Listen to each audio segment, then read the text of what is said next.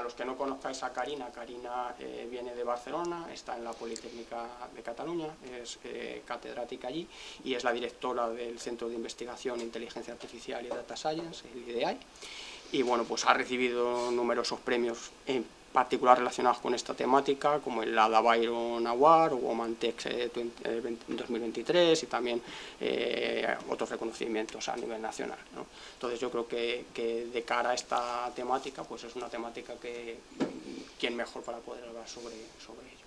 He hecho en falta algunos estudiantes, estaría bien que no fuese solamente... Normalmente tenemos un problema de género en cuanto a que tenemos muchos más hombres que mujeres en Computer Science y al final luego tienes este tipo de charlas y faltan los hombres, pues tenemos un problema porque no se acaba de visualizar el problema de género y de cómo realmente abordarlo.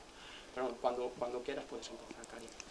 Bueno, pues muchísimas gracias José María por la invitación y gracias por asistir. Y pues sí, este es un problema que tenemos, que en cuanto aparece la palabra género en un título de cualquier cosa, inmediatamente la mayor parte de los hombres desaparecen. Y esto es bastante malo porque en realidad nosotras el cuento ya nos lo sabemos, ¿no? Entonces los que se lo tienen que poner enfrente y tienen que empezar a reflexionar normalmente es la otra mitad, ¿no? Y si no vienen, pues bueno, nos cuesta más porque entonces lo tienes que ir propagando tú por los pasillos, que no es exactamente la idea, ¿no? Así que si desde aquí queréis lanzar a vuestros compañeros hombres esta petición de que cuando haya cosas de este estilo vengan a entender desde un punto de vista más científico qué es lo que está pasando con este tema, pues estará muy bien. Entonces, nada, este es el centro de investigación que dirijo yo en la Universidad Politécnica, que es un centro, pienso yo, bastante parecido a Citius, ¿no? Tenemos en este momento 72 titulares y catedráticos involucrados en el centro y fijaros que de los 72, bueno, esto con todo el ecosistema de estudiantes, de doctorado, de proyectos y de lo que sea que nos acompañan, ¿no? Quiere decir una flota de más o menos unas 150 personas que hacemos investigación intensiva en inteligencia artificial en todas las ramas de la inteligencia artificial. Y fijaros que estos son datos en realidad que los tengo que arreglar. Teníamos 13 mujeres hasta el año pasado, que se me han jubilado 2. Una me la ha quitado Facebook, la otra se ha ido a dirigir un campus universitario enorme, o sea que han promocionado. Pero claro, quiere decir que nosotros ahora en vez de 13 mujeres tenemos 9, ¿no? 9, sí, 9. Y para que tengáis una idea de lo que significa esto, que nosotros hacemos todas las políticas de género del mundo mundial que podemos y estamos trabajando en esto y nos visibilizamos en esto y contribuimos a que, por ejemplo, la Facultad de Informática haya pasado de un 5% de mujeres matriculadas hace 5 años a un 22%. Cuando quieren aplicar políticas de género, si la persona que está tomando las decisiones no sabe de perspectiva de género, lo que consiguen todavía es hacer el contrario de lo que se necesita, ¿no? Entonces, esto ha sido objeto de una alegación importante que nosotros hemos hecho para que revisen los criterios, porque en vez de medir lo que estamos haciendo para mejorar la situación, ¿no? En un ámbito donde el problema es estructural, a un centro que no tiene capacidad de contratación propia, porque la contratación depende de altas instancias, nos evalúan con estas cosas. O sea que el problema es bastante más profundo de lo que nos parece y además cuando se pretende intentar arreglarlo a veces se hace al revés de lo que hace falta, ¿no? Bueno, pues nada, estamos en este momento de transformación digital que aquí no hace falta que me entretenga porque ya todo el mundo lo sabemos, pero sí que a lo mejor es interesante comentar que esto no es una cosa que decimos las personas, sino que hay una declaración de la Organización de las Naciones Unidas de 2018 donde se dice explícitamente que hemos cambiado de era, que se ha cerrado la época postindustrial y que estamos entrando en esta transformación digital que arranca pues, del desarrollo de todas estas tecnologías palanca, ¿no? Y donde la inteligencia artificial sería la única que toma todos estos datos que aparecen con el desarrollo de todas estas tecnologías que nos permiten medir más, mejor, más rápido, más seguro, desde más lejos, etcétera, etcétera, etcétera, etcétera, y guardarlo no sé dónde de mejor manera, con más seguridad, ¿no? Pero al final la que va a desvelarnos de qué están hablando estos datos y nos va a dar el valor añadido que contienen estos datos para nosotros poder trabajar mejor o posicionarnos mejor, pues será la inteligencia artificial, que en esta casa ya todo el mundo sabe que no es nueva, que viene de 1956 y que descansa sobre estas tres palancas formales, ¿no? Que serían los datos, el conocimiento, que en la versión pública que tenemos de la inteligencia artificial parece que la rama del conocimiento se ha esfumado por los aires del cielo, ¿no? Y toda la parte de lenguajes de programación, que sería la tercera pata formal, que hace que todo esto se convierta en sistemas reales que se pueden aplicar y donde, en el contexto que estamos ahora, toda esta parte ética adquiere una dimensión importante que no había tenido tanto papel, ¿no?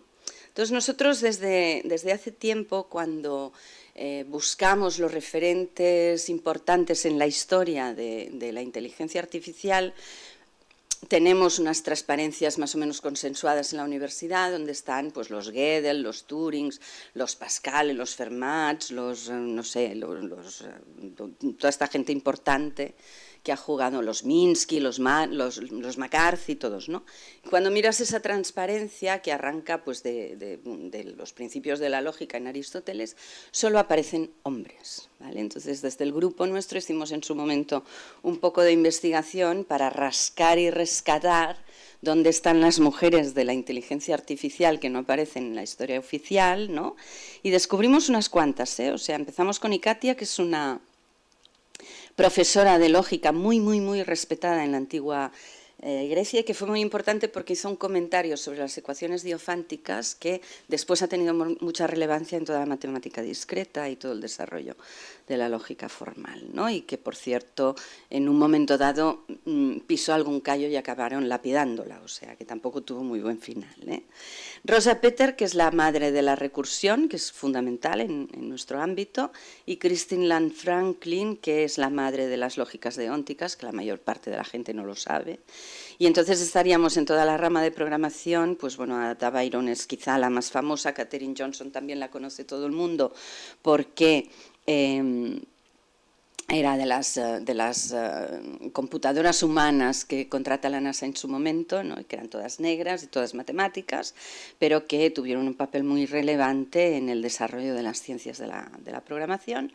Y en Margaret Hamilton, que me consta que la conocéis bien, ¿no? Porque no sé si estuvisteis vinculados vosotros al honoris causa que se le dio aquí en Galicia, nosotros también se lo dimos en Barcelona unos años antes, y que se consideraría la madre de la ingeniería del software y estuvo muy involucrada en la programación de la misión del Apolo a la Luna, y que a nosotros cuando vino a Barcelona nos contaba que ella, cuando estaba dirigiendo esta operación, pensó en implementar una serie de protecciones en el software por si fallaba algo y de todas estas casuísticas que luego nos contó que se habían activado prácticamente todas durante la misión, o sea que de no ser por ella seguramente hubiera fracasado el Apolo, ¿no?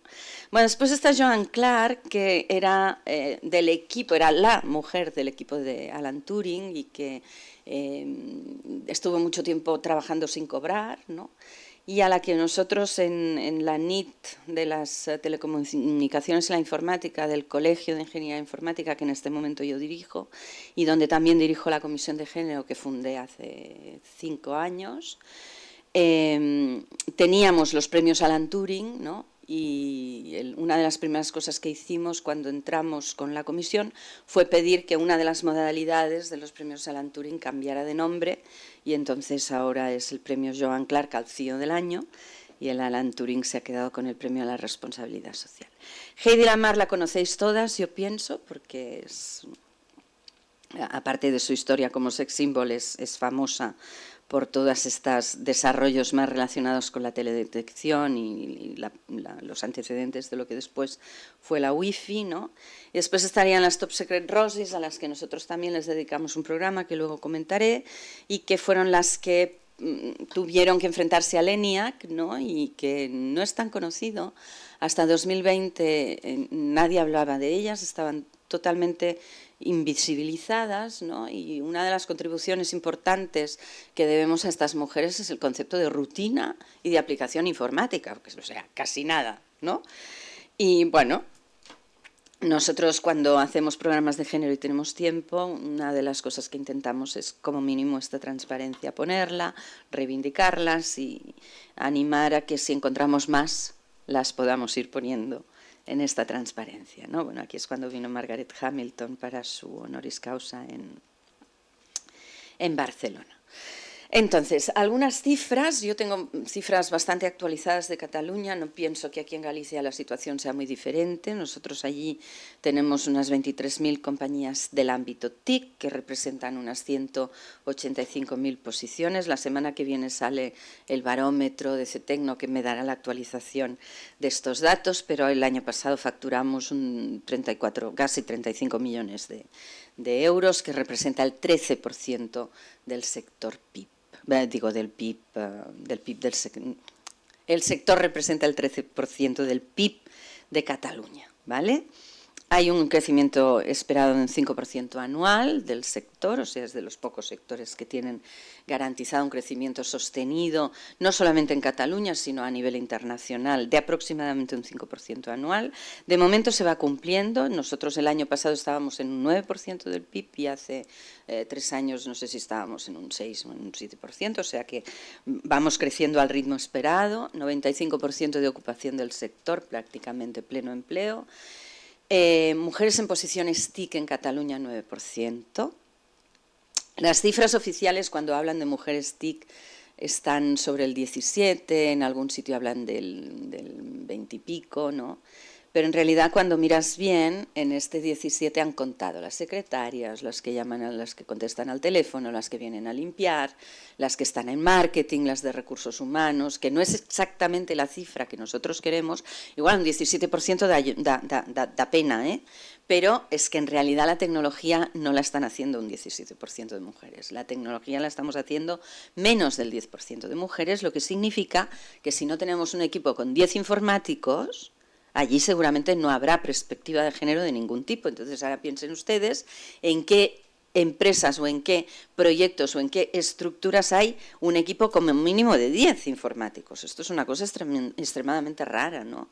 Y por tanto quiere decir que somos pocas y estamos en muy pocos lugares. Es decir, que esta perspectiva de género va a tener muy poco impacto porque además de que estamos en muy pocos sitios, normalmente estamos solas, con lo cual nuestra voz tampoco tiene la relevancia que tiene que tener, porque más bien tiene un papel de disidencia, ¿no? Es decir, 10 o 15 o 20 tíos viendo el mundo y vas tú y dices, oiga, esto yo lo veo diferente, y todos te miran como diciendo, la alienígena esta, ¿no? Entonces, esta es una situación relativamente común, incluso en el caso de estar con un equipo que ya está concienciado, que ya tiene perspectiva de género y que ya está con la voluntad de querer equilibrar el tema, tu visión muchísimas veces sigue siendo la disidente. O sea, muchísimas veces sigues tú siendo la única persona que está viendo un tema que no está directamente relacionado con el género y que por tanto no se capta como una cosa de perspectiva de género desde el equipo, pero que en realidad lo es, porque al final está manifestándose que nosotras hacemos falta en los equipos precisamente porque vemos otras cosas que complementan la visión de lo que ven nuestros compañeros hombres, ¿no? Entonces esta es una situación que sigue siendo así, o sea que la mayor parte de las mujeres cuando conseguimos estar en equipos de este estilo seguimos estando solas y entonces frecuentemente nos encontramos que queremos defender posiciones que a lo mejor el equipo no entiende, no ve bien, tampoco las sabemos explicar muy bien porque nosotros lo vemos clarísimo, pero tampoco sabemos muy bien cómo convencer al resto del equipo, ¿no? Y entonces esta es una situación relativamente habitual en este contexto, al extremo de que en el programa que luego les cuento de talento femenino en IA, que nosotros dirigimos desde Barcelona, las chicas que son jóvenes, son muy juniors, que se apuntan, el primer día cuando les preguntas por qué se han apuntado al programa, la mayor parte de ellas no te dicen que es porque quieren aprender IA o porque les interesa el sector, sino que te dicen, yo es que estoy sola en mi equipo y me encanta estar en contacto con otras mujeres de mi ámbito para poder compartir en backend lo que en el día a día me pasa, como si dijéramos, ¿no? Esto es una cosa que a nosotros no deja de impresionarnos. Tenemos además esta situación paradójica, ¿no? O sea, no hay mujeres en el sector crece sin parar, es prometedor, es donde se espera que hayan los mejores empleos de los próximos años. Cataluña tiene un shortage profesional de más de 16.000 vacantes que no se cubren, ¿vale? Y por tanto quiere decir que lo que tenemos, Europa no es menos, Europa tiene un shortage de 600.000 profesionales. Y entonces quiere decir que aquí hay todo un espacio franco que las mujeres pueden ocupar sin necesidad de tener que entrar a la lucha de hacerse un espacio, ¿no? Que esto, cuando estás intentando equilibrar en género los sectores, en muchos de estos sectores, para tú hacer espacio a las mujeres, tienes que desplazar a los hombres que ya están ocupando el espacio, ¿no? Pero aquí tenemos la gran ventaja de que estamos en un espacio que no lo estamos ocupando, no estamos ocupando todo el espacio que el mercado necesita, ¿no? Y por tanto, la capacidad de que las mujeres se hagan este espacio es mucho más plana y fácil que en otros sectores, porque aquí, hacerte un espacio aquí no pasa por desplazar a nadie, sino que pasa por aportar más fuerza de trabajo en un sector donde no estamos cubriendo la demanda ni de casualidad, ¿vale? Y esto además seguirá siendo así, ¿no? Entonces, además a nosotras nos preocupa mucho este desequilibrio, porque como decía antes, las mujeres vemos otras cosas, entonces el color de la tecnología que se genera en equipos diversos donde hay mujeres, y a lo mejor tendríamos también que hablar de equipos diversos donde hay personas discapacitadas, personas de otras razas, personas de 15 clases sociales y otras cosas, O sea, la diversidad es muy importante para tener todas las visiones cuando estás construyendo tecnología, ¿no? Pero la de las mujeres es más relevante porque es el 50% de la población. Entonces, si no tienes esta perspectiva de género, estás dejando sin atender nada menos que a un 50% de la población, que no es poca cosa, ¿no? Entonces, el riesgo de que no haya mujeres en tecnología en este momento, sobre todo tiene que ver con que vamos hacia una sociedad digital donde las infraestructuras sociales de gobierno de la sociedad serán tecnológicas. Si esta infraestructura se diseña sin perspectiva de género, pues nos espera un mundo sin perspectiva de género, donde nosotras necesariamente vamos a estar o menos atendidas o nos vamos a tener que relacionar con un mundo menos amable con nosotras, o etcétera, etcétera, ¿no? Entonces esto es muy, muy relevante por esto, porque no estamos en el ámbito de construir sillas donde la gente se tiene que sentar y que, bueno, si no te gusta una, pones otra, sino que estamos en el ámbito de generar las infraestructuras que van a organizar todo el orden socioeconómico de los próximos años. Entonces, esto no es ninguna tontería, ¿vale? Bueno, proyectos algunos en los que nosotros hemos trabajado, que aquí puede ser interesante compartir. Este es un proyecto con ayuntamientos pequeños donde hemos trabajado con la construcción de infraestructuras proactivas de asistencia a los usuarios en la relación con la administración pública, es decir, en este caso era un asistente inteligente a las solicitudes de servicios sociales para población vulnerable, ¿no?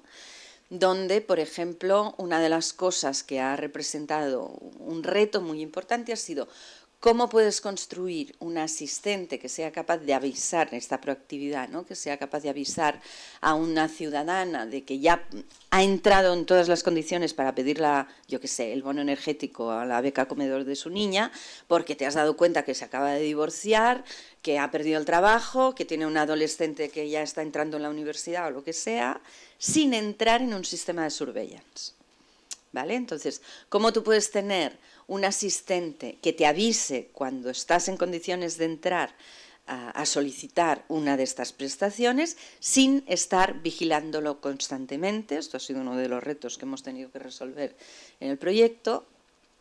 Y el otro ha sido un tema de brecha digital que nosotros no nos damos cuenta, pero en el ámbito de la inteligencia artificial, además de hacer muy bien toda la parte de backend, de toda esta inteligencia que nos es sagrada y patim, todo esto que pedimos, a veces hacemos un esfuerzo muy grande ahí, pero después ponemos una interfaz donde no hay mucho diseño de user experience, ¿no? Que al de user experience normalmente se lo salta todo el mundo en todos los presupuestos, y luego resulta que, como no se puede utilizar bien esta interfaz, ¿no?, se nos queda un montón de gente que no se puede aprovechar de todo el backend de esta inteligencia artificial que funciona tan bien. Entonces aquí, por ejemplo, uno de los problemas que teníamos ya no era ni de user experience, fue una discusión muy seria que al final costó mucho de resolver y quedó medio resuelta, que es que hoy en día, cuando uno diseña servicios digitales, a cualquiera le parece súper normal decidir que si vas a hacer un trámite con la administración te tienes que autenticar con un certificado digital, ¿vale? En España hay menos de un 1% de la población que tiene certificado digital, ¿vale? Pero es que de la población vulnerable casi nadie lo tiene, ¿no? Entonces, cuando tú dices, oye, perdona, estos servicios sociales, autentiquemos de otra manera, ¿no?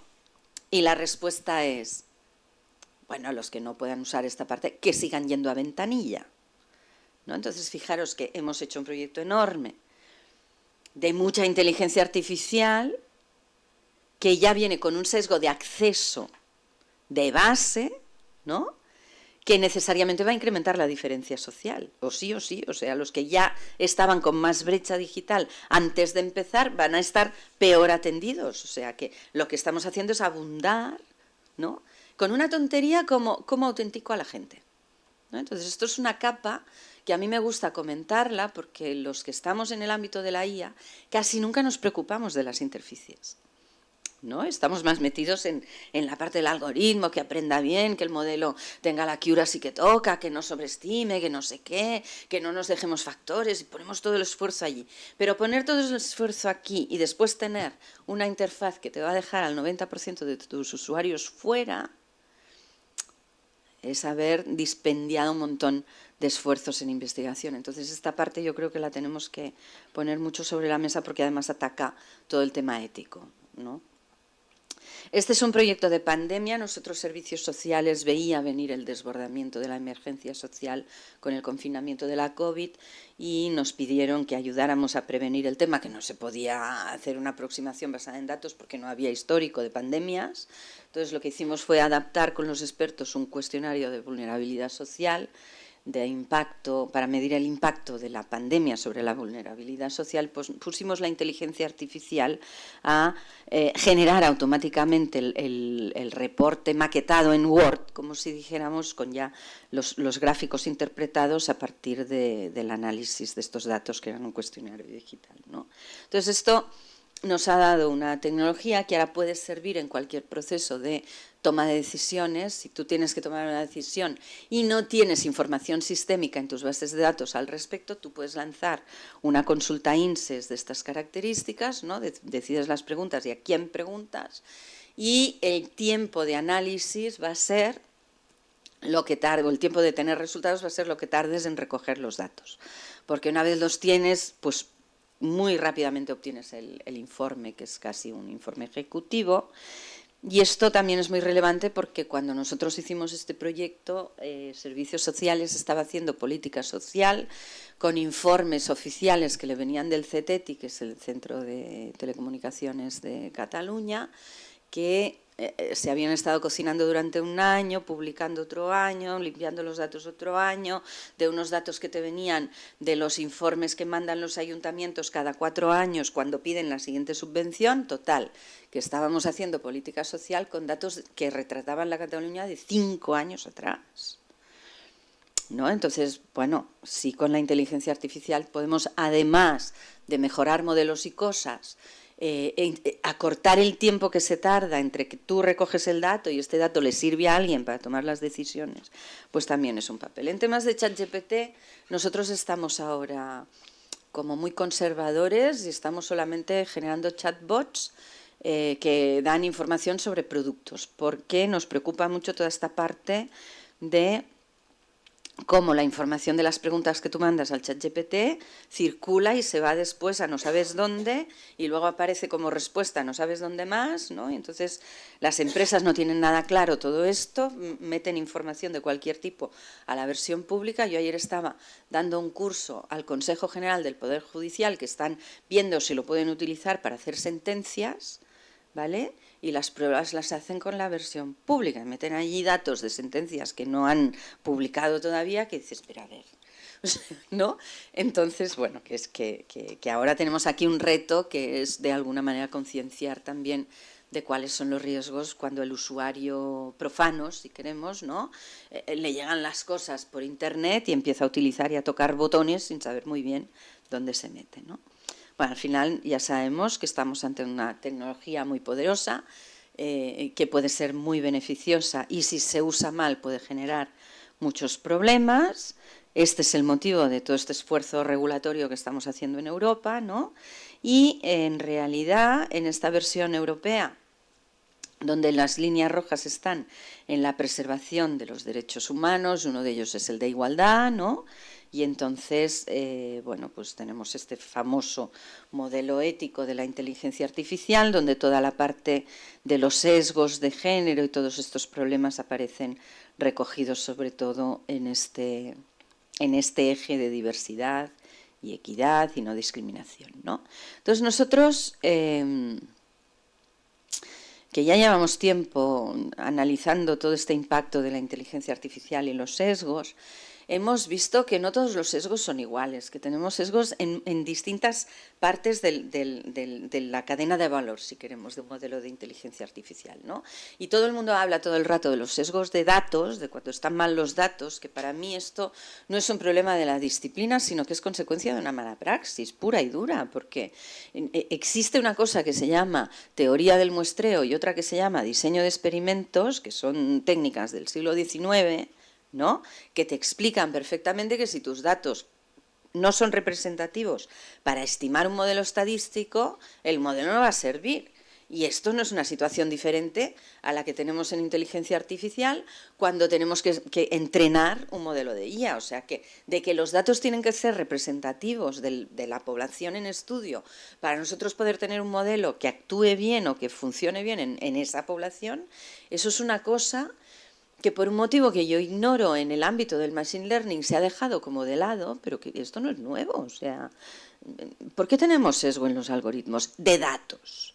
No tendríamos que tener sesgo de datos en los algoritmos, porque toda la gente del ámbito tendría que saber que no puede entrenar con lo primero que pasa por allí, sino que tiene que diseñar cómo es la muestra de entrenamiento, ¿no? Entonces, aquí yo creo que hablamos mucho de un problema que es como inventado, que en realidad si la gente usara la metodología disponible para diseñar las muestras, no tendríamos sesgos de datos, ¿no? Después hay sesgos en el diseño del algoritmo, sesgos de interpretación, que también nos comentaré, y otros sesgos que están relacionados más con la usabilidad del modelo, con las interfaces, con los accesos a estos modelos, etcétera, etcétera. Entonces, sesgos de datos. Ya lo sabemos, el famoso selector de currículums de Amazon. Pero yo me llevo las manos a la cabeza porque esto es un caso famoso, que ya ha salido en medios, que todo el mundo ya lo ha criticado por arriba y por abajo, ellos retiraron el algoritmo, pero tú te vas por las empresas, ¿no? Por las grandes, y todas te cuentan, no, es que nosotros tenemos una inteligencia artificial que le recomienda las promociones o los caminos profesionales a nuestros empleados, o les dice no sé qué, y tú dices, vale, ¿estamos seguros que no tienes sesgo? Y te miran así como, ¿lo qué? ¿No? Entonces dices, hombre, ¿no? No sé. Hay todavía poca conciencia, creo, de que cuando estás haciendo este tipo de recomendadores hay una parte de sesgo que se tiene que estudiar, ¿no? Esto es una cosa que yo creo que hemos vivido todas, explotó durante la pandemia. En la pandemia muchas de las mujeres han tenido que hacer videoconferencias desde la cocina, porque en el comedor o en el despacho estaban los maridos, entonces los maridos tenían una biblioteca detrás, nosotras siempre teníamos un fondo artificial, ¿no? Y estos algoritmos están entrenados con datos sesgados de hombres blancos de pelo corto, entonces vas tú con tus melenas y aunque seas, no sé, la directora general de Fujitsu, te estás reuniendo con el director general de, no sé, de Barclays Bank y de repente eres un alien, que no tienes ojo, no tienes cara, ¿no? Porque el algoritmo funciona fatal. Nos ha pasado que de repente no sois una especie de alienígena allí en plena conferencia con toda gente de cargos muy altos y tú estás sin cara, sin ojos, sin cuello. Yo el otro día estaba que parecía una aparición porque me cortaba el cuello, ¿no? Y entonces el hecho de que no haya mujeres en la... Esto es un problema que se conoce desde la pandemia. Y a día de hoy no lo ha resuelto nadie, ¿vale? Entonces, ¿cuál es la diferencia de que haya mujeres o no haya mujeres en los equipos? Pues que si en los equipos que tienen estas cosas hubiera señoras, cada día, desde que salió este problema, estarían diciendo, oye, esto ya lo podemos poner en prioridad de la semana que viene. ¿Cuándo resolveremos este tema? Tenemos este pendiente, ¿no? Entonces, como no hay nadie que esté haciendo este papel en los equipos, porque cada uno se siente de lo suyo y esto a los hombres no les impacta, pues estamos aquí, ¿no? Da igual quién seas, o sea, da igual que seas la reina de Inglaterra, tú vas sin cara a las reuniones y al mundo no le ha parecido que esto fuera relevante para arreglar. Y esto va bastante más allá de un tema estético, ¿no? O sea, si tú eres una persona importante que estás, me invento, ¿no? Me invento ahora, una Thatcher intentando resolver la guerra de Ucrania, pues vas así a una reunión y tu capacidad de convencimiento no es la misma que si estás bien recortada, ¿no? Pues esto no lo ha resuelto nadie. Llevamos 4 años con este tema y está ahí. Y da igual que tú pagues el Prime de Zoom, da igual, esto está ahí, no lo arregla nadie, ¿vale? Y además lo decimos, es Vox Populi, todo el mundo lo sabe, pues a nadie le parece relevante. Y esto es un daño hacia la imagen de la mujer, ¿no? Y es un daño hacia ¿por qué tenemos que ir sin ojo? ¿No? Pues esto no se arregla. Entonces esto es un poco el impacto que hay de que no haya mujeres en los equipos. Respecto al tema de los sesgos de los datos, nosotros pensamos que más allá de que la gente que diseña algoritmos se preocupe de diseñar bien sus bases de datos, ¿no? Como mínimo, en este momento se podría ir a una situación que es muy fácil de resolver, que es hacer pública cuál es la distribución de tus datos de entrenamiento, hacer pública cuál es, bueno, de entrada tú internamente te podrías preguntar cuál es tu población objetivo y ver si la distribución de tus datos de entrenamiento la representa bien o mal, ¿no? Entonces, aquí ya tendrías un primer indicador que te podría decir, ay, bueno, tengo que reconstruir la muestra de entrenamiento de otra manera, ¿no? Pero en cualquier caso, si no lo haces, y como mínimo tú publicas cómo son tus datos de entrenamiento, no qué datos son, sino cómo son. Yo tengo un 20% de mujeres, un 2% de señoras mayores, un no sé qué. Tú publicas cómo son tus datos. Tú publicas cuál es la población objetivo y entonces tú dices, esto es un sistema que se ha entrenado para funcionar en China, ¿vale? Un sistema de, yo qué sé, de detección de glaucoma, ¿no? Para funcionar en China. Y lo he entrenado con toda esta gente que representa bien a la población china, ¿no? Y entonces viene el Departamento de Salud de Cataluña a comprar un sistema que detecta glaucoma en imagen médica, y si él ve en la portada de esta web que esto se ha preparado para la población china, que tiene los ojos muy diferentes a los nuestros, como mínimo te puedes pensar que es posible que este algoritmo no funcione cuando lo trasladas de sitio, ¿no? Entonces esto es como bastante fácil, o sea, si tú publicas esta información, el que luego lo utiliza en otra población que no es la de entreno, ya no se puede quejar de que no funciona, porque está extrapolando el modelo a un dominio sobre el que el modelo no está estudiado. Entonces, como mínimo, uno tiene un elemento de decisión para pensar si cuando adopta un determinado tipo de inteligencia artificial se puede encontrar con problemas o se puede no encontrar con problemas, ¿no? Y esto es tan fácil como publicar la distribución de tus datos de entreno y la definición de tu población objetivo, ¿no? O sea que aquí yo creo que podríamos avanzar mucho en reducir mucho el nivel de disfunciones por sesgo del entrenamiento en las aplicaciones si hiciéramos estas cosas. Ya vosotros os acordáis de que en 2015, cuando sale Google Fotos, a las mujeres las etiquetaba negras como gorilas, ¿no? Entonces, hombre, es que si tú eres una señora negra y te han publicado un algoritmo que se ha entrenado con hombres blancos, ¿para qué lo usas? ¿No? O si tú eres un gobierno que lo quieres utilizar no sé dónde, en Tanzania, ¿para qué pones un modelo que se ha entrenado en Cincinnati solo con tíos americanos? ¿No? Entonces, esto es relativamente fácil, yo creo, con un par de notas en las portadas de las aplicaciones inteligentes, que ya te pueden dar criterio para saber si puedes o no puedes utilizar con seguridad un determinado modelo, ¿no? Para que veáis que el impacto de esto es serio, ¿eh? O sea, la tarjeta de crédito de Apple, en parejas que comparten cuentas y patrimonio, está dando 20 veces más liquidez a ellos que a ellas.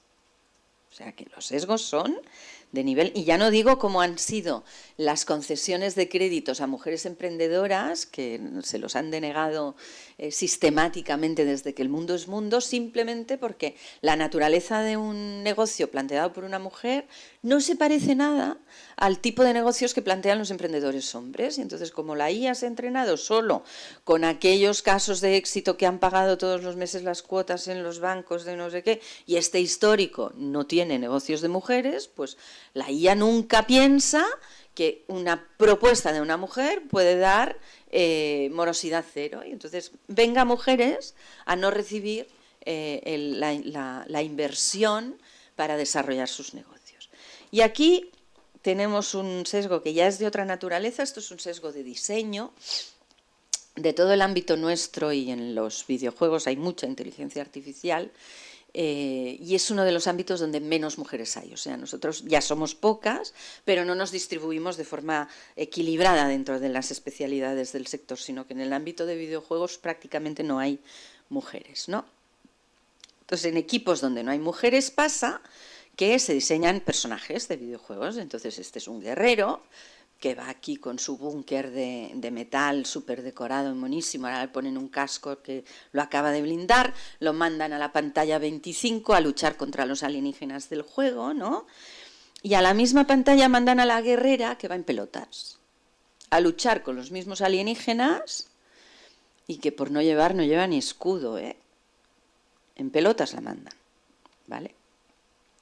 Entonces, claro, fijaros, o sea, nosotros que ahora estamos como sociedad muy concienciados, ¿no? Y estamos hablando de igualdad, tenemos ministerios de igualdad, planes de igualdad, nos obligan a valorar la igualdad en los planes de contratación, en los tribunales, en no sé cuántos sitios y en todas partes. Y en las escuelas se habla de igualdad y las familias hacen un esfuerzo de hablar de igualdad, y luego nuestros niños consumen esto.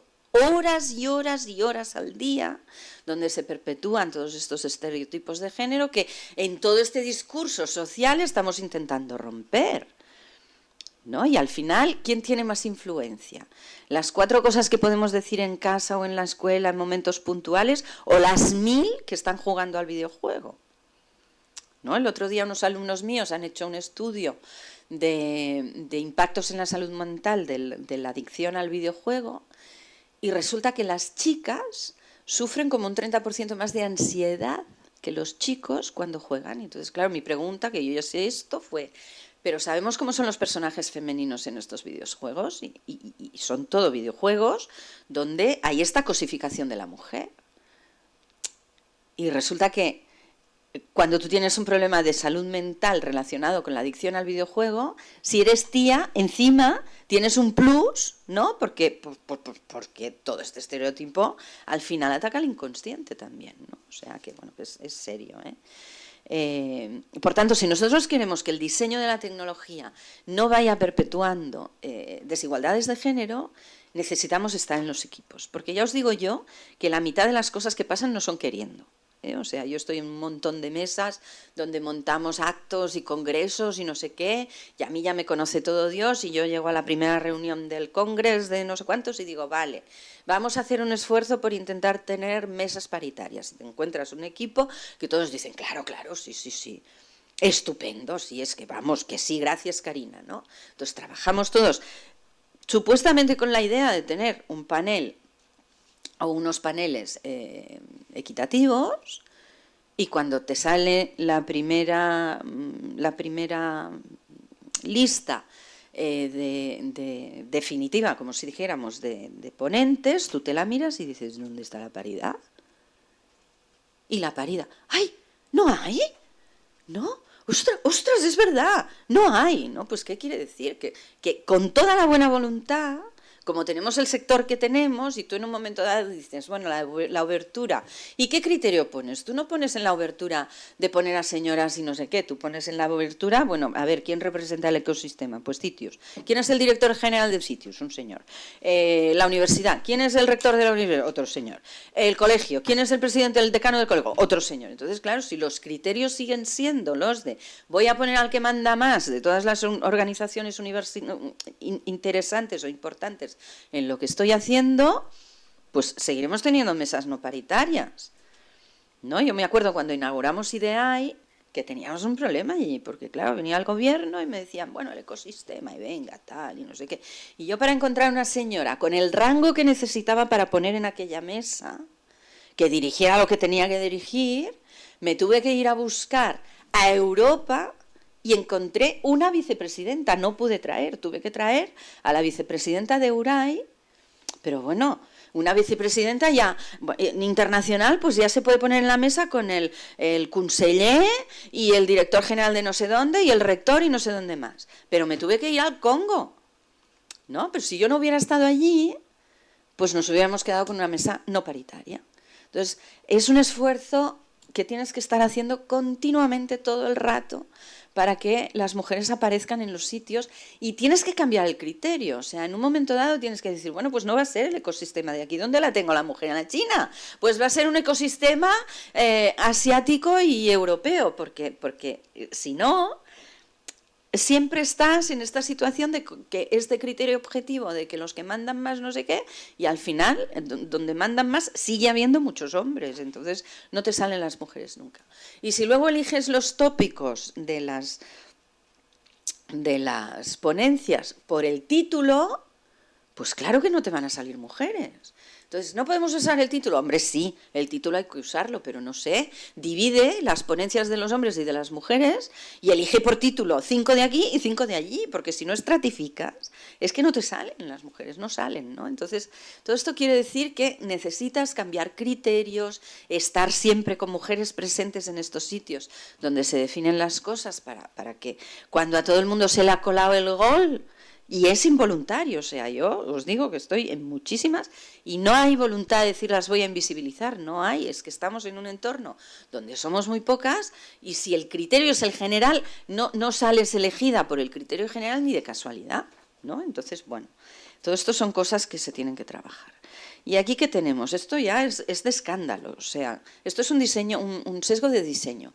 Los algoritmos que recomiendan películas, canciones, no sé qué, funcionan priorizando con unos criterios que redundan en penalizar la promoción de las artistas mujeres. Entonces, es muy escandaloso lo que pasa en las plataformas de música, ¿no? Entonces, vosotros mirar a cuántas mujeres que no sean Shakira os recomienda vuestro recomendador. Entonces, sobre todo las artistas nuevas, ¿no?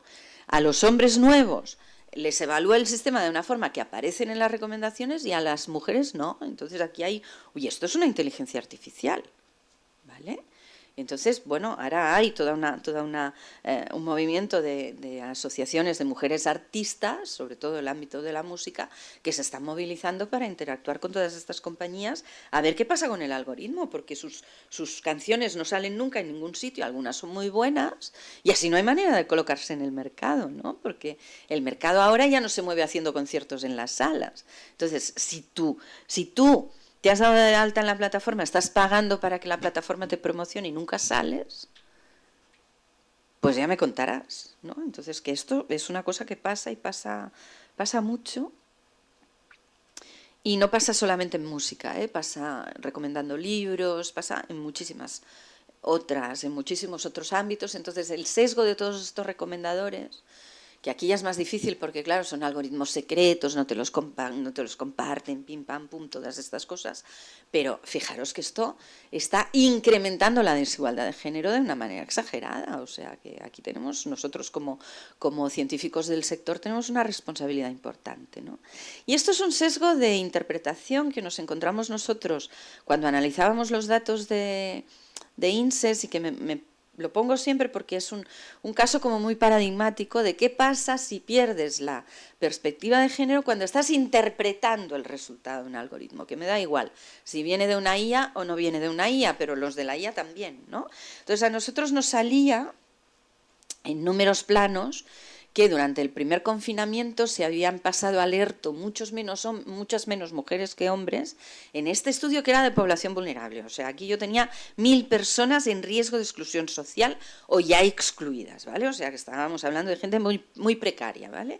Pero salían muchos más hombres que habían ido al ERTO que las mujeres. Entonces, la primera lectura que me hacían de servicios sociales es, bueno, porque a las mujeres ha habido sensibilidad y las han querido tratar mejor. Y a mí no me convenció el tema y me fui a enero a ver en qué condiciones laborales estaban trabajando las personas de aquel estudio. Y me encontré que el 90% de las mujeres trabajaban de forma irregular, sin contrato, y por tanto nunca las puedes pasar al ERTO, ¿no? Entonces, claro, la lectura de esta cifra con este contexto tiene un valor completamente diferente, de la misma forma que al principio del confinamiento decía la tele en Cataluña, ha bajado un 70% las llamadas de atención, al teléfono de atención a la mujer, ¿vale? Y a priori todo el mundo pensaba, bueno, quiere decir que la gente está en casa encerrada y están todos tranquilos, ¿no? A principios de mayo, en estos cuestionarios que nos iban llegando, nos llega uno, nosotros teníamos toda una parte de violencia de género y un campo de observaciones donde la gente podía explicar cosas, ¿no? Y a mí me llega una entrada de una señora, que todavía me cuesta ahora explicarlo, que pone: convivo con mi actual marido, el maltratador, y como han cerrado el juzgado y no me ha llegado la orden de alejamiento, pues yo no sé qué día me va a matar. Claro, entonces de repente te das cuenta, ¿no?, que en todas estas medidas de confinamiento nos hemos olvidado de las mujeres maltratadas, las hemos secuestrado con los maltratadores en casa y no pueden ni llamar. Entonces nosotros dimos la alarma, ya no nos esperamos a acabar de recoger más datos, dimos la alarma, servicios sociales nuestros, cuando después en julio hubo que confinar perimetralmente Lérida con el problema de los temporeros, salía por la tele, y desde entonces se ha hecho siempre así, pero en titulares así: vamos a habilitar un polideportivo a todo el mundo que no tenga condiciones en casa, que se venga a confinar al polideportivo, quien no pueda confinarse en casa, que se confine en el polideportivo. Se pudo de alguna manera ofrecer una medida de mitigación para este tema, ¿no? Pero claro, tú sabiendo esto, esta reducción del 70% de las llamadas al teléfono de la mujer no estaba diciendo que la situación fuera más tranquila, estaba diciendo otra cosa. Hasta que en mayo una se tiró por el balcón y se mató, ¿no? Entonces los periódicos, las mujeres maltratadas, ¿no? ¿Qué quiere decir? Que cuando nosotros estamos interpretando datos que tienen que ver con género, los tenemos que interpretar con la perspectiva de género, porque si no ponemos todo el contexto y intentamos entender la situación que hay detrás, el número en plano nos puede estar midiendo aparentemente lo contrario de lo que realmente está pasando. Y esto es una cosa que es muy difícil de transmitir, porque no hay una metodología que yo pueda poner 3 transparencias en mi clase y enseñar a la gente cómo se interpreta un dato con perspectiva de género. Esto está sin metodología, sin desarrollar, sin nada, pero necesitamos mujeres en los sitios, porque como nosotros la llevamos incorporada a la perspectiva de género, cuando nos ponen estos números, como mínimo nos ponemos a pensar, ¿no? Si no hay mujeres en los equipos, pues esto es un número como todos los demás, que raramente la gente cae en que tiene una contrainterpretación que está poniendo de manifiesto un problema oculto, ¿no?, que es de bastante gravedad, ¿vale? Aquí tendremos un sesgo de acceso, de interfaz. Esto tiene que ver justamente con lo que os decía de la brecha digital. Nosotros en Cataluña, de esta población vulnerable, el 70% de los que necesitaron prestación social para sobrevivir durante el confinamiento no la tuvieron porque no la supieron pedir, ¿vale? Y aquí hay excusa, porque se habilitaron estas prestaciones en pleno confinamiento, todo el mundo en casa, se pusieron unas webs así como de emergencia para que, bueno, quien necesite que lo pida aquí, y yo ya puedo entender que en ese trámite nadie puso user experience, ni se hizo validación ni nada, porque era todo urgente y emergente, ¿no? Pero la consecuencia real fue que la gente vulnerable que tenía que pedir esto para comer se encontraba con que el sistema les decía: error 404, documento no encontrado, y no sabían qué hacer, servicios sociales cerrado, la atención telefónica bloqueada, y ellos en casa con un error 404, ¿no? Y otros con algo un poco mejor que decía: documento no encontrado, de un formulario donde había subido 5 cosas, ¿no? Y no sabías cuál era el que no encontraba. Por eso que digo que cuando hablamos de IA, toda la parte de interfaz es muy relevante también, ¿vale? Más temas. Este sería de datos de entrenamiento también, pero también tiene que ver con el acceso, ¿no? Esta señora, que es una investigadora del MIT, un buen día va y descubre que su móvil tiene un algoritmo de reconocimiento facial que no ve a las personas negras. Que no las ve, no que las etiqueta mal, que no las ve. Fijaros que lo de los gorilas pasó en 2015. Esto es ahora, es actual. Y todavía no hemos aprendido que para entrenar cosas de visión hay que tener bases de datos que tengan negros, blancos, jóvenes, viejos, mujeres, hombres, ¿no? Todavía no hemos aprendido esto, y esto es peor, porque Google Fotos era una cosa gratis que te regalaba Google y estaba en Internet. Pero esta tía ha comprado el móvil en una tienda, es un producto comercial, ha pagado lo mismo que tú y le han vendido un producto que es defectuoso con cosas que a ella le interesan. Y no le han dicho: mira, como tienes el 80% de prestaciones, te voy a hacer el 20% de descuento, ¿no? Entonces, ella, si quiere usar el reconocimiento facial, ella y todos los negros, ¿qué tiene que hacer? Se tiene que poner una máscara blanca de plástico, que es lo que está denunciando en este vídeo, ¿no? Entonces, cuando se pone la máscara blanca, el sistema de reconocimiento facial la identifica. Pues esto es así, y está en el mercado así, ¿no? Entonces, bueno, es su móvil, y tiene una autenticación alternativa, pero si esto fuera el sistema de reconocimiento facial del Mobile World Congress, ¿no? Pues imagínate, vas allí y no te ve. Pues está así, y no lo han arreglado tampoco, ¿eh? El nombre de esta señora y me cuesta mucho recordarlo a mí, es Joy Boulamwini, y es una africana que vive en Estados Unidos, porque ya digo que no es cualquiera, que es una investigadora del MIT.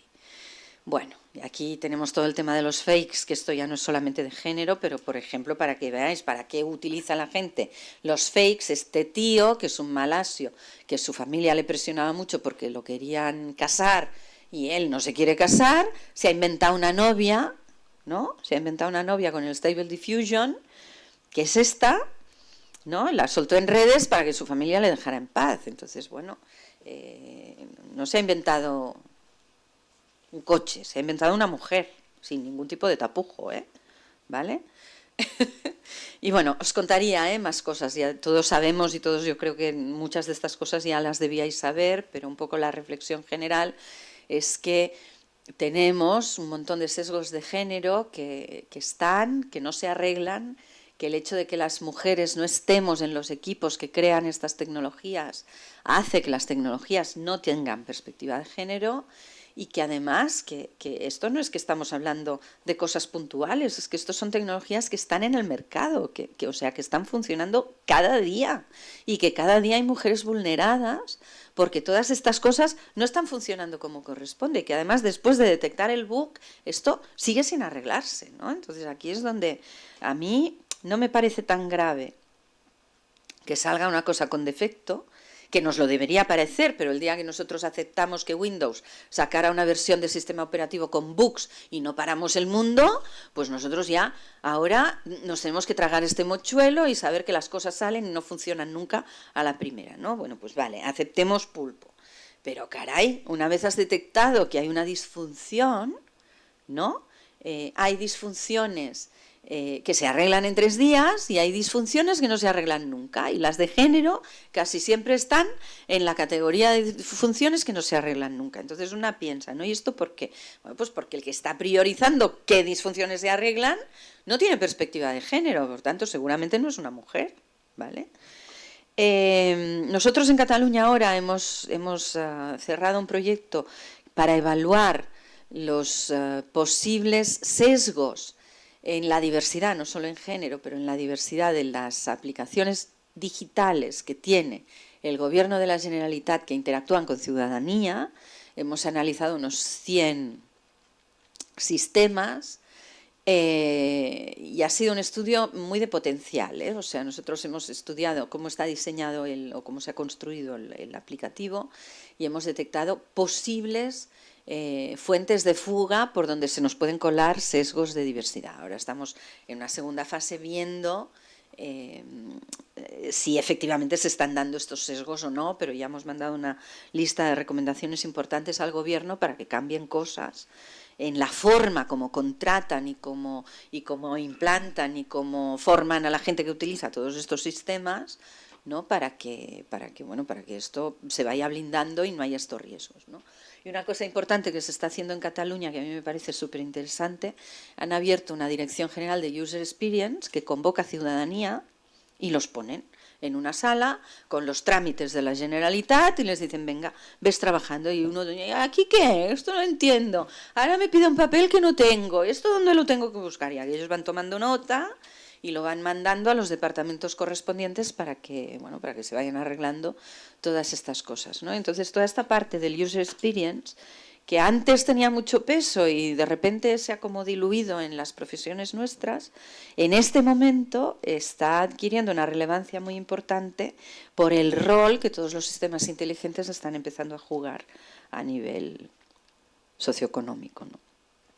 Entonces, esto es una lista de recomendaciones que yo pongo siempre cuando voy por los mundos, que básicamente se resume en los que hacemos inteligencia artificial tenemos que tener toda esta conciencia ética y asegurarnos de que no se nos cuelan sesgos en los algoritmos, sobre todo de género, porque no estamos construyendo bien de esto de entrenamiento, porque en un momento del algoritmo tengo un if allí, tengo que resolver el empate y ni me lo pienso y pongo el igual donde me da la gana sin pensar esto qué impacto puede tener después en cómo se distribuirá aquella solución, porque cuando presento los resultados a lo mejor los presento sin perspectiva de género, porque la interfaz no está no sé qué. O sea, nosotros tenemos la responsabilidad de que los modelos que construimos estén bien, ¿no? Los que van a implantar estos modelos tienen la responsabilidad de implantarlos correctamente también, y los que los usan también tienen la responsabilidad de interpretar bien los resultados y ver qué usan y ver qué datos ceden y dónde los ceden y cómo los ceden. Y entonces aquí yo me atrevería a decir que lo más importante es que en el proceso de adopción de la IA, claro, ahora nosotros estamos en un sector que está sin regular y esto es jauja, ¿no? O sea, te viene OpenAI un día y dice, mira, he sacado el ChatGPT, ¿no? Y de repente te encuentras a unos jueces que están viendo si les puede hacer sentencias, ¿no? Y tú dices, a ver, o sea, ¿qué especialista en inteligencia artificial os está acompañando a vosotros en este proceso?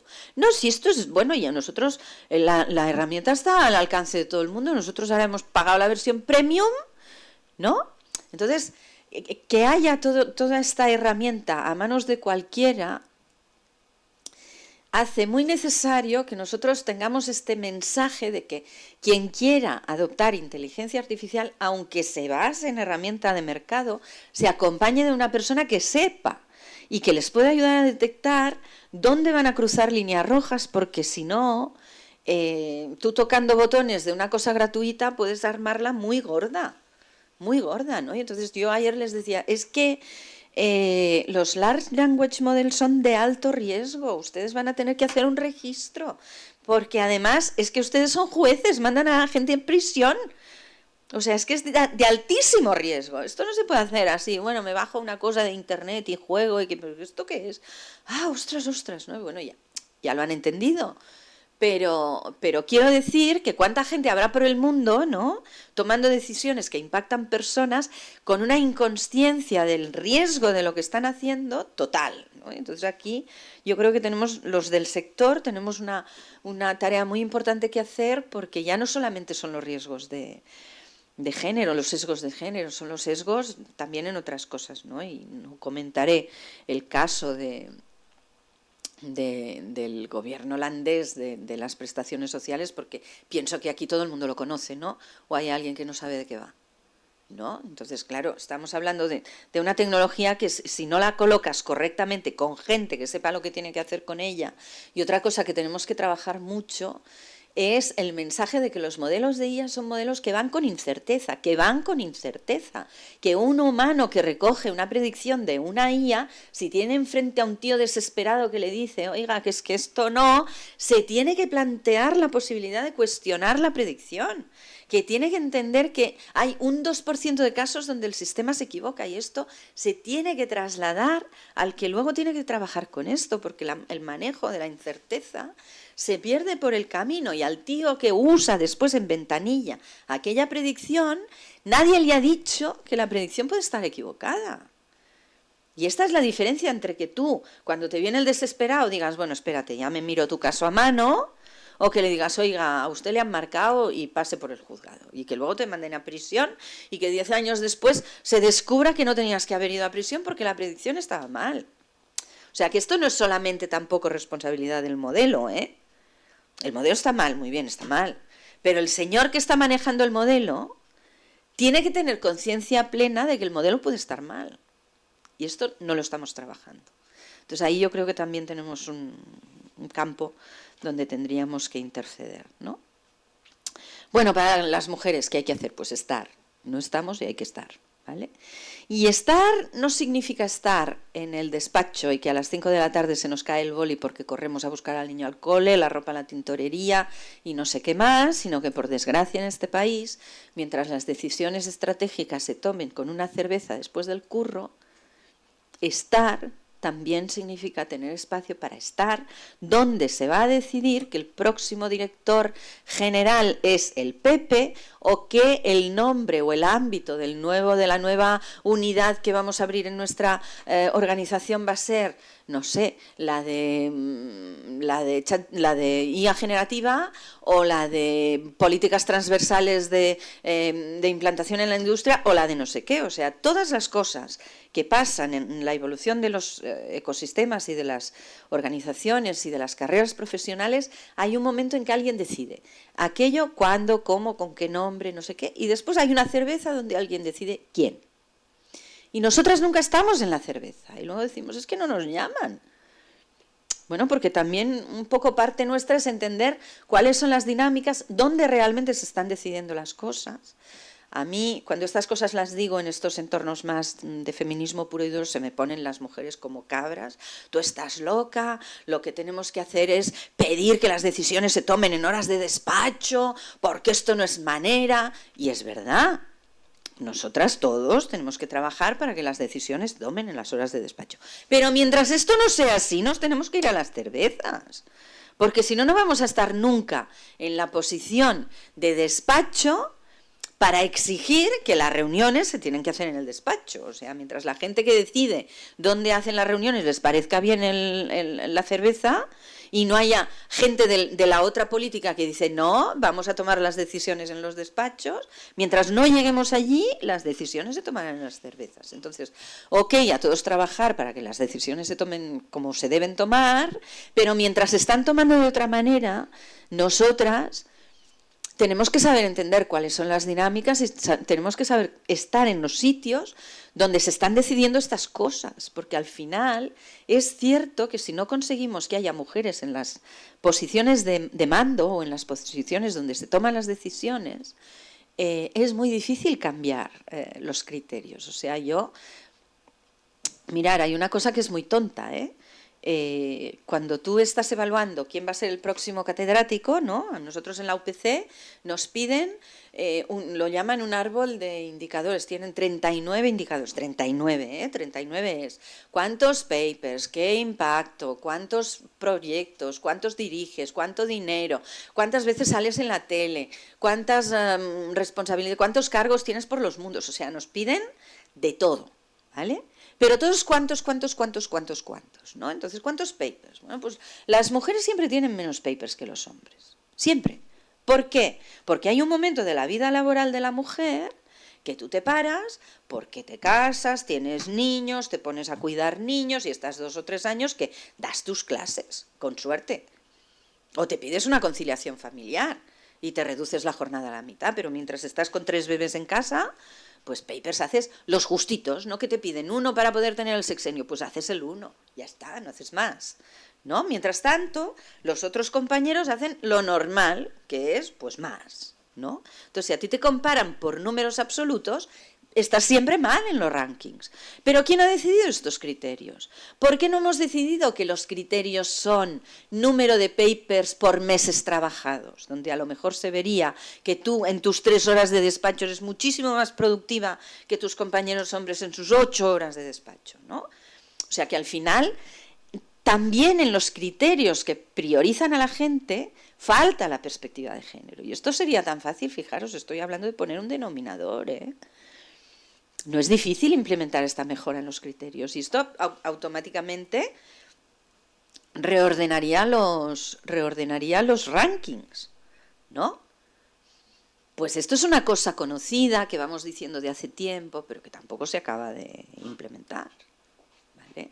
Y esto impacta en todo, porque no es solamente cuántos papers, también es cuántos clientes has traído tú a mi empresa inmobiliaria en los últimos 3 años. Oiga, pero si yo trabajo 2 horas al día y traigo 20 clientes y el Pepe trabaja 8 horas al día y ha traído 22, ¿no? Si te miras el 20 y el 22, gana el Pepe, pero si te miras cómo yo capto a la gente en las horas que estoy trabajando, gano yo por mucho, ¿no? Entonces esto es muy fácil de resolver y es muy fácil de implementar y no se hace, ¿no? Por tanto, yo creo que nosotras también tenemos que jugar un papel un poco más de activismo dentro de nuestro entorno, en influenciar, en que donde podemos comentar que todos estos indicadores se pueden ver desde otro punto de vista, que no tiene esta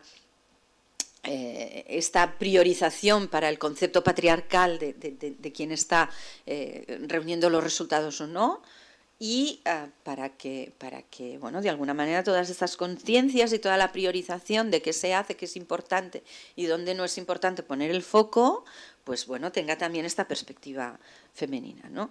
Cosas que hemos hecho nosotras en Cataluña, pues hemos ayudado a crear el grado de inteligencia artificial de la Politécnica, que este año va a salir.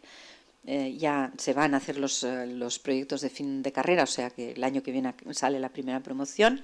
Esto es un programa de generación de talento femenino en inteligencia artificial, donde pillamos 20 chicas que están acabando una carrera STEM, les damos una formación de inteligencia artificial de mujeres, para mujeres, con perspectiva de género. Luego hay unos challenge y las que ganan tienen becas para el máster de inteligencia artificial, damos 2 becas cada año, y luego hago un evento de sector donde vienen todo el sector y las otras ya, bueno, encuentran trabajo en este acto, básicamente, ¿no?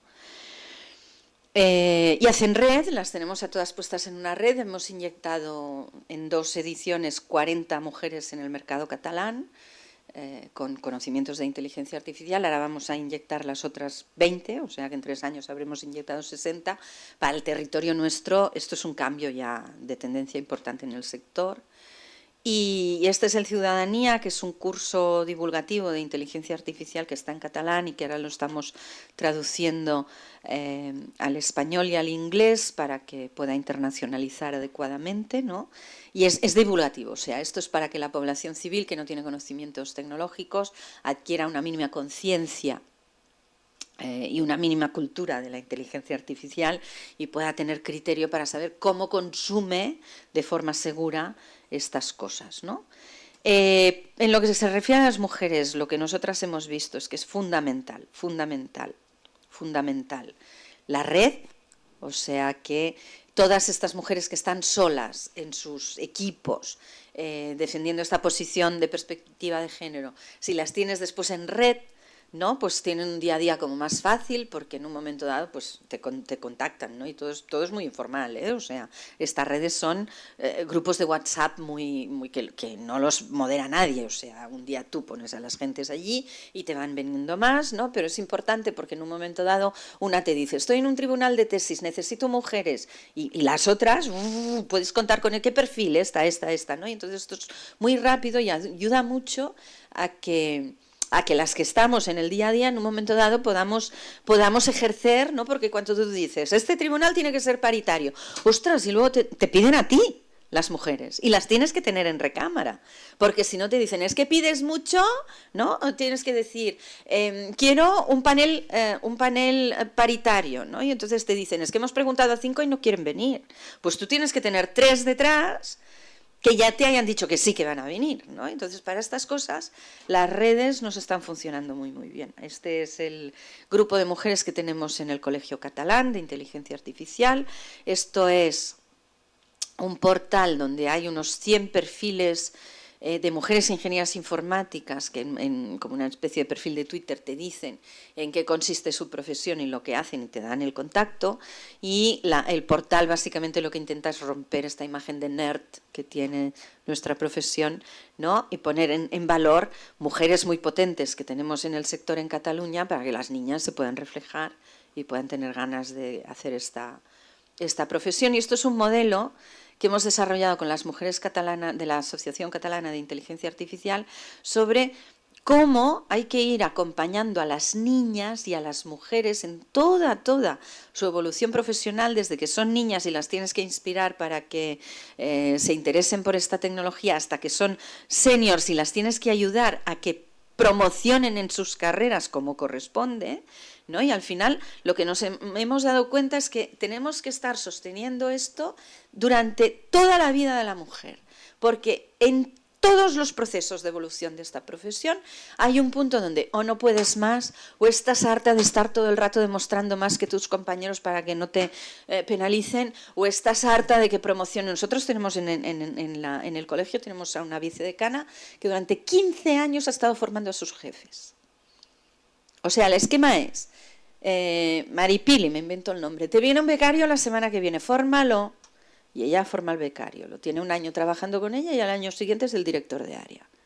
Y esto durante 15 años, ¿no? Entonces, primero necesitas que esta señora se dé cuenta que la están vulnerando por género, que esta es otra, o sea, despertar la conciencia, no ponerse estas gafas lilas y saber detectar donde hay un tema de género, que nosotras vivimos normalizando cosas que no son normales y que a nosotras nos parecen lo más normal del mundo porque es lo que hemos visto siempre, ¿no? Entonces esta señora durante 15 años no ha sido consciente que la estaban vulnerando, ¿vale? Entonces una vez has puesto ya la perspectiva para que la gente entienda que hay cosas que no son normales, ¿no? Entonces después tienes que estar sosteniendo para ayudar a que esta promoción se produzca. Y ahora está en el equipo rectoral, ¿vale? O sea, ahora ya ha hecho un salto estratosférico, porque bueno, ha dado 2 pasos y ¡bum!, ¿no? Pero quiere decir que nosotras lo que estamos detectando es que en todo el desarrollo profesional de toda la vida de la mujer, tienes que estar sosteniendo detrás para que las cosas ocurran en el lugar oportuno y en el tiempo oportuno, porque si no, el sistema está tan despistado y ellas están tan despistadas que no. Nosotras nos encontramos infinidad de profesoras que nos dicen cada día, no, yo ya sé que no seré nunca catedrática. Tú dices, ¿perdona? ¿Tú por qué no tienes que aspirar a ser catedrática? No, ¿por qué no? Y tú miras currículums y dices, pero si el Pepe lo es, si no te llega a la suela del zapato. Haz el favor de pedir tu cátedra, ¿no? Y entonces tienes que estar ahí todo el rato sosteniendo para que las cosas ocurran. Por tanto, las redes son muy importantes. Bueno, estos son acciones de visibilización.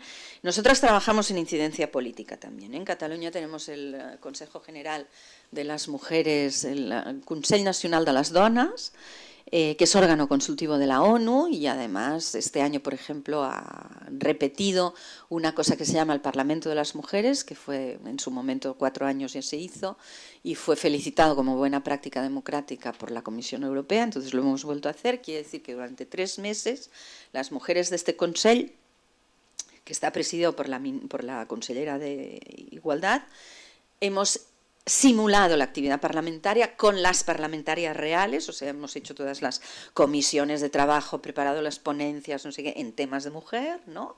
Y el día 24 de noviembre hubo una sesión parlamentaria solo con mujeres, con las diputadas y con nosotras, donde se hizo el debate parlamentario de todas estas ponencias, se votaron. Esto fue la base para consensuar un manifiesto para el Día de la Violencia de Género, estoy terminando ya, para el Día de la Violencia de Género, y todo lo que se acordó ese día está ahora en la agenda parlamentaria para que las diputadas lo vayan sacando en las sucesivas sesiones. O sea que esto es una cosa que hacemos también. Y también hemos estado haciendo declaraciones de 8 de marzo en Tecnología y Derechos de las Mujeres para la ONU, utilizando este canal de la comisión que fuimos a presentar el año pasado en Nueva York. O sea que hay mucho por hacer.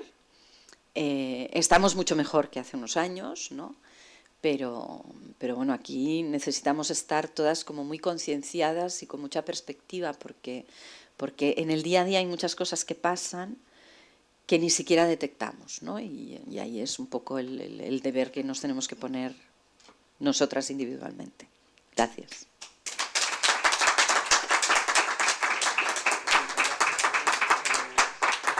Tenemos que dar la junta de la escuela, pero si alguien tiene algún comentario o pregunta, podemos aprovechar todavía 10 minutos. ¿Alguien quiere...? Mira, yo quería preguntar una cosa. No es de género, pero es una de las cosas que dijiste. Cuando yo era pequeño, cuando era joven, y entonces estábamos con los sistemas expertos, y entonces se decía, no, es que, en medicina, entonces se decía, no, es que tranquilo que los médicos nunca aceptarán que un sistema les diga su diagnóstico, ¿verdad? Ahora me acabas de decir, y ya lo he escuchado otras veces, que ahora los jueces utilizan el chat GPT para que les hagan las sentencias. ¿Esto es mentira? ¿O qué ha cambiado? Si es verdad, esto último quiero decir, si es verdad esto, entonces ¿qué ha cambiado desde hace 30 años ahora? Bueno, cambia completamente el rollo, porque antes se decía que no y ahora sí. Bueno, pero fíjate que es que no hace falta entrar en los jueces, que esto ellos se lo están planteando como una reflexión experimental y están estudiando las posibilidades que tiene toda esta inteligencia artificial para ayudarles, ¿no? Y todavía no es una cosa de práctica diaria, pero que sí que se la están planteando, pero en medicina estamos ya perfectamente normalizando que haya inteligencias artificiales haciendo análisis de imagen médica. Entonces, ¿por qué ahora sí, antes no? Pues porque yo creo que el propio desarrollo tecnológico ha puesto la tecnología en un lugar de seguridad o en un lugar de confianza, donde los profesionales han entendido que les aumenta la... sí. ¿Y el error 404? Es verdad, pero tú cuando estás haciendo, por ejemplo, inteligencia artificial para analizar una tomografía de pulmón que ve indicios de tumor donde el ojo humano no ve, y cuando ellos después hacen la prueba de biomarcador sale que sí, que hay un cáncer incipiente, bueno, o que sí. Como hemos visto y como has dicho tú, hay una incertidumbre. Hay una incertidumbre. No siempre es del 2%, a veces es del 40%. Bueno, del 40% yo creo que si hay un modelo de inteligencia artificial con un error del 40% por el mundo, es que estamos locos. O sea, no deberíamos... Hay mucho vendedor que te vende... Claro, pero por eso se está intentando regular el mercado, ¿no? Para que esto no pase. O sea, es que esta es la cosa más importante que estamos haciendo desde Europa.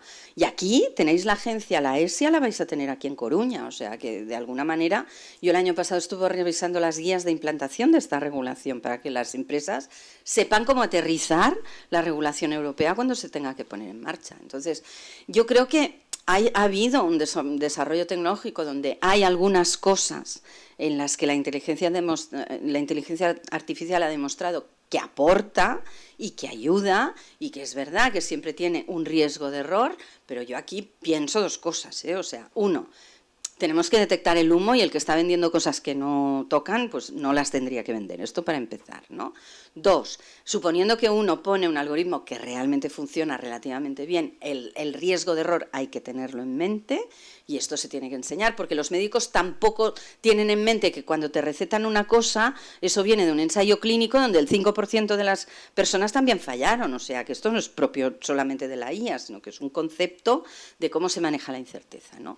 Pero sí que es cierto cierto que hay algunas cosas de la inteligencia artificial que están funcionando muy bien y que están aportando, y ahí es donde yo creo que hemos ganado por el convencimiento, o sea, que esto ha abierto la mente a que los sectores profesionales, en aquellas cosas donde ya se ha podido ver que la inteligencia artificial realmente ayuda a detectar enfermedades antes, ayuda a ver mejor cosas que antes no veíamos, etcétera, etcétera, pues ahí has abierto una parte de tecnooptimistas, si tú quieres, que se están abriendo a incorporar estas tecnologías en su práctica diaria, ¿no? Pero yo creo que también es muy importante cómo se forman estos usuarios de la IA, o sea que... Posible que sepan todas las cosas que se están Exacto. haciendo, que no son muy conscientes. Parece que hay un optimismo, una burbuja de que va a ser muy bueno, pero todos los egos que hay por detrás, como se han entrenado y todas esas cosas, la mayor parte de la gente no sabe. No sabe. Ni un comentario. Sí, hay uno de los datos que diste sobre los números, el porcentaje de acceso de mujeres al grado de ingeniería informática en la inteligencia artificial. En este curso, digamos, aquí estamos en una situación similar. En informática ha entrado casi el 30% de mujeres, en inteligencia artificial casi el 40%. ¿Cuál es para ti, digamos, la acción, el mensaje, lo más, digamos, efectivo, lo más interesante, o lo que has visto tú que funciona mejor para subir? Si no empiezan a haber más mujeres desde la base, no... Claro, o sea, una parte importante es que vean referentes mujeres, pero nosotros, por ejemplo, en Cataluña hemos jugado una trampa, que ha sido montarnos sobre el propio mensaje patriarcal. Entonces, nosotras lo que estamos explicando es, porque a las mujeres nos viene un mensaje sistémico, así como ancestral, que es tú tienes que salvar el mundo y cuidar a todo Dios, y nos enseñan a ser obedientes, atentas y todas estas cosas, ¿no? Entonces, esto te posiciona en la vocación de querer hacer cosas para el bien de la humanidad, y es lo que potencia, pensamos nosotras, que haya tantas mujeres en psicología, medicina, magisterio, enfermería y este tipo de cosas, ¿no? Entonces, ¿nosotras qué hemos hecho? Pues hemos dado por supuesto que a las mujeres les gusta hacer esto, que no tiene por qué, pero nosotras hemos dado por supuesto esto. Y cuando vendemos el grado de inteligencia artificial o de ingeniería informática, les explicamos que si a ti te interesa mucho contribuir en salud, a cuidar a las personas, puede ser la informática que está en el hospital, no tienes que ser la enfermera. Que si tú estás muy preocupada por la salud del planeta, puede ser la informática que está con los sensores de la calidad del aire, no tienes que ser la bióloga. Que si a ti te interesa, no, o sea, estamos haciendo el juego de explicar que en todas estas profesiones de cuidados, si queréis, o más sociales, estos profesionales especializados no van solos, sino que siempre van de la mano del informático de turno, del especialista en inteligencia artificial, y que si a ti te interesan estos ámbitos, también te puedes posicionar desde esta profesión más tecnológica. Lo curioso es que parece que con la IA funciona, porque de hecho cuando empezamos hace 2 años nosotros el grado aquí, desde el primer momento ya el porcentaje de mujeres era mucho más alto. Como que se ve como que es ortogonal y que aplica un montón de ámbitos distintos, pero en informática sigue habiendo como una reticencia como mujeres ingenieras informáticas. Ahí es 30 está muy bien, ¿eh? Nosotros hemos subido en 5 años del 5 al 22, que ya nos parece una burrada. Claro, ¿ves? En IA es más, sí, porque ellas tienen una percepción, claro, se habla mucho de la IA para la salud, de la IA para los videojuegos, toda la parte creativa está muy relacionada con inteligencia artificial también. Muy inquietante lo que comentabas tú. Hombre, o sea, aquí si no metemos mano es que esto es un educador subliminal terrible, dime. Es que los videojuegos siempre fueron algo bastante siniestro. Muy de hombres, Sí. ya por hombres también. Sí. Yo lo que me pregunto es cómo conseguir la conciencia ética, y luego también yo creo que hay que cambiar el foco y no dirigirlo tanto a las mujeres sino a los hombres para que actuéis como aliados, porque las personas que tienen los privilegios son las personas que pueden cambiar las situaciones. Entonces, las personas que ostentan el poder son las que pueden hacer algo, no las personas que están... Por eso es tan importante que suban mujeres al poder, o sea, por eso es tan importante que haya redes de sororidad que sponsoricen mujeres. O sea, esto nosotras, por ejemplo, en Cataluña lo que hacemos en un momento dado es detectar quién es la que estaría en condiciones de dar un paso y estar todas allí ayudándola a dar ese paso, ¿no? Para que vayan subiendo. Porque es cierto lo que dices tú, pero es muy difícil concienciar desde fuera, ¿vale? Por ejemplo, perdona que te interrumpa, el tema ético que decías, está todo el tema del ethical washing, por ejemplo, que las empresas dicen que son súper éticas, que siguen todos los códigos, no sé cuánto, y luego en la práctica a ver qué es lo que están haciendo. En esto es cierto que hay un incremento de visibilidad enorme en los últimos años, cada vez se habla más de estos temas, pero luego vas y ves, el presidente de gobierno tiene 4 vicepresidentas mujeres, y es como Los Ángeles de Charlie, ¿por qué no es una presidenta en vez de un presidente, ¿no? O sea, eso sigue pasando en un montón de ámbitos. Sigue No pasando. cambie eso y se invierta de alguna manera. Claro, pero hay... Una paridad real. No, y además una cosa que nosotros estamos pidiendo, nosotras hemos hecho ahora la perspectiva de género de la ley de la ciencia catalana. Estoy de acuerdo contigo en lo que dices de que no es una buena imagen que haya manifestaciones feministas en las que solo hay mujeres. Claro. Al final, si no se Claro. integran las dos partes, Pero nosotras una de las cosas que hemos pedido, que ahora nos la tienen que aprobar ellos, o sea, hemos estado en una comisión de 8 mujeres expertas designadas por la consellera de Igualdad para hacer este análisis en perspectiva de género de la ley de la ciencia. Hemos detectado un montón de cosas que se tendrían que corregir para no seguir penalizando sistemáticamente a las mujeres, ¿no? Pero ahora la tienen que aprobar ellos, todas estas cosas, porque allí solamente estará la consellera nuestra dando voto de mujer, todo lo demás son hombres, ¿no? Pero una de las cosas que hemos pedido y que nos parece que es fundamental es que todos los miembros de las organizaciones, de todas las organizaciones, reciban una formación en perspectiva de género. Yo creo que esto es fundamental. O sea, tú no puedes tener un decano, y esto nos ha pasado a nosotras, que hemos tenido un intento de violación en la facultad y a una estudiante intentando defenderse un día a las 9 de la noche que estaba en una facultad cerrada con seguratas estudiando para un examen. En la lucha se rompió 3 dedos, bueno, un desastre, pero consiguió salvarse, ¿no? Y cuando el lunes va a hablar con el decano, la primera pregunta que le hace el decano es: ¿qué hacías tú a las 9 de la noche en la facultad? Dices, a ver, te viene una niña que la han intentado violar en un sitio que tiene seguridad, y la primera pregunta que le puedes hacer no es ¿qué haces tú en la facultad? Por tanto, la formación en perspectiva de género es fundamental, y esa la tendría que pasar todo el mundo, sobre todo ellos. Ellas también, pero sobre todo ellos. Entonces nosotros hemos pedido esto y ahora veremos. Tenemos que salir corriendo, no sé si alguien más. Muchas gracias. Si el resto queréis seguir hablando, podéis continuar, porque tampoco quiero interrumpir. Muchas gracias, Nos vemos luego. Chao, gracias.